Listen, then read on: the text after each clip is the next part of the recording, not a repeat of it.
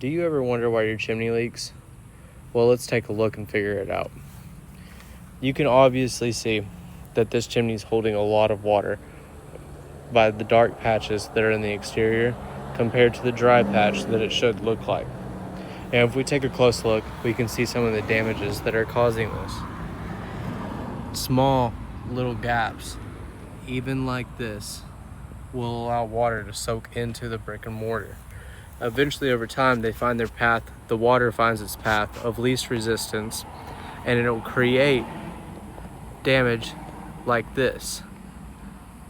And eventually, when it allows this much water to come in, every single rain, you'll have mortar joints that actually start to grow plants. This is why your chimney leaks. All of this can be stopped if you just give us a call.